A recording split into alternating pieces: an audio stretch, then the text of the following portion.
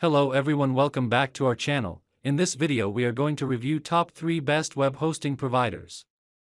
We will discuss their features, pricing, speed, customer support and overall suitability to help you choose one. Check out the description below for special discount links and more information. Let's get started. Before we get started, make sure to subscribe to our channel and press the bell, so you get a notification when we upload new videos.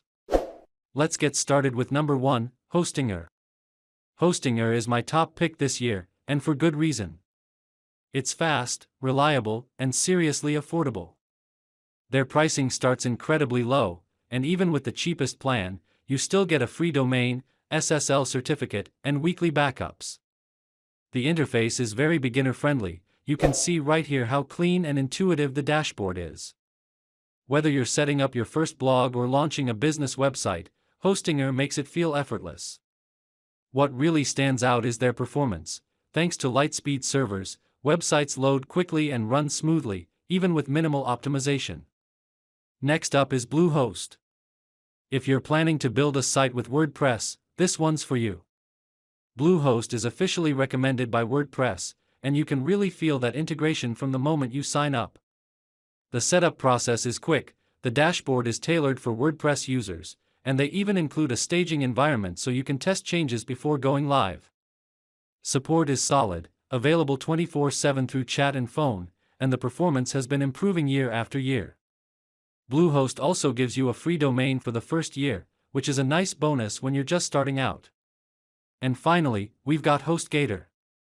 This one's a great choice if you're thinking long-term and expect your site to grow. What I like about HostGator is its flexibility. You can start small with shared hosting and upgrade to VPS or dedicated servers as your traffic increases.